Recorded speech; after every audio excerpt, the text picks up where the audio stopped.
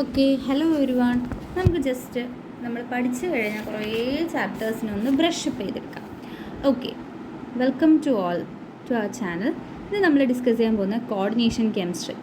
Coordination കെമിസ്ട്രിയിൽ ആദ്യം നമ്മൾ മനസ്സിലാക്കുന്ന എന്താണ് ഒരു കോർഡിനേഷൻ കോംപ്ലക്സ്. നമ്മളവിടെ ഒരു എക്സാമ്പിൾ കൊടുത്തിട്ടുണ്ട്. MnH2O6 times inside the bracket, പിന്നെ Cl3 പുറത്ത്.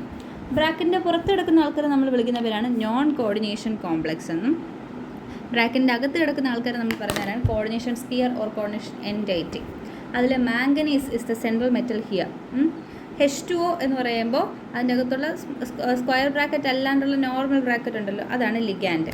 Cl3 is the non complex part.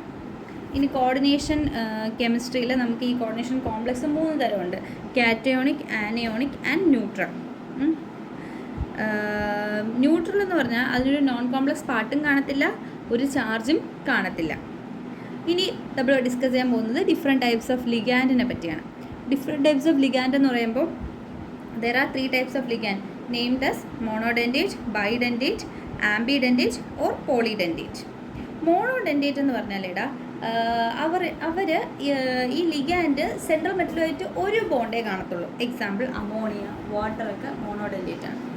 ബൈഡെൻറ്റേറ്റ് എന്ന് പറഞ്ഞാൽ എത്തിലീൻ ഡൈയമൈൻ ആണ് എക്സാമ്പിൾ. ബൈഡെൻറ്റേറ്റ് എന്ന് പറഞ്ഞാൽ സെൻട്രൽ മെറ്റലായിട്ടുമായിട്ട് ഒന്നിലധികം തവണ എന്ത് കാണും, ഒന്നിലധികം അല്ല 2 തവണ ബോണ്ട് ചെയ്തിരിക്കുന്നത് നമ്മൾ തന്നെ ബൈഡെൻറ്റേറ്റ് എന്ന് പറയും.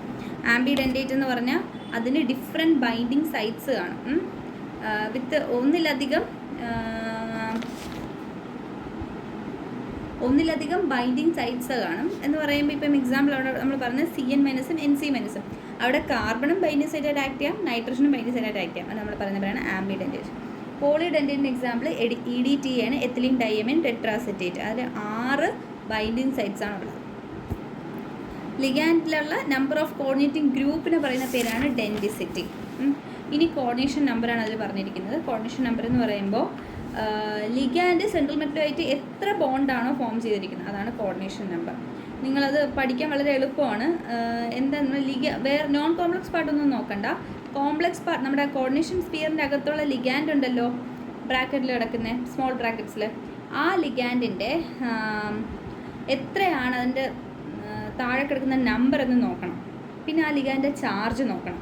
അപ്പോൾ നമ്മൾ ഫസ്റ്റത്തെ എക്സാമ്പിൾ നോക്കിക്കോ. K4FeCN6 ദാറ്റ് ഈസ് പൊട്ടാസ്യം ഫെറോസയനൈഡ് ആണ്. അപ്പോൾ അതിൽ CNൻ്റെ ചാർജ് എന്ന് പറഞ്ഞാൽ -1 ആണ്. R ഉള്ളതുകൊണ്ട് -1 to 6 -6. നമ്പറിന് നമ്മളിവിടെ ചാർജ് പറയേണ്ട, സോ 6 ആണ് ആൻസർ. ഓക്കെ, മനസ്സിലായല്ലോ. നമുക്കിനി കുറച്ച് ക്വസ്റ്റ്യൻസ് നോക്കാം. അതിൽ ഫസ്റ്റ് പറയുന്നത് ഓക്സിഡേഷൻ ഫസ്റ്റ് ക്വസ്റ്റ്യൻ പറയുന്നത് മാഗ്നറ്റിക് മൊമെൻ്റ് ആണ്. ഇക്വേഷൻ കാണാതെ പഠിക്കണം.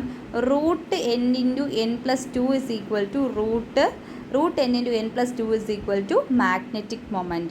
Okay, √n/n+2 is equal to magnetic moment. ആ ഒരു ഇക്വേഷൻ കാണാതെ പഠിക്കുമ്പോൾ നമുക്ക് അതിൻ്റെ ആൻസർ കിട്ടും.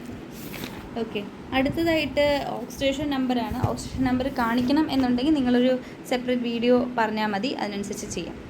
ലൈക്ക് സിമ്പിളാണ്. നമ്മളിപ്പം ഇത് നമ്മൾ കോൺസെൻട്രേറ്റ് ചെയ്യുന്നതെന്ന് പറഞ്ഞാൽ BSc കഴിഞ്ഞിട്ട് PG അഡ്മിഷൻസിനും അല്ലെങ്കിൽ PSc എക്സാംസിനൊക്കെ വേണ്ടി, കെമിസ്ട്രി എക്സാംസിന് വേണ്ടി പ്രിപ്പയർ ചെയ്യുന്നവർക്ക് വേണ്ടി സ്പെഷ്യലൈസ് ചെയ്തിട്ടാണ്. അപ്പോൾ നോർമലി ഓക്സിഡേഷൻ നമ്പർ അറിയായിരിക്കും. ബുദ്ധിമുട്ടുള്ളവർ കമൻറ്റ് ചെയ്താൽ മതി. Thank you.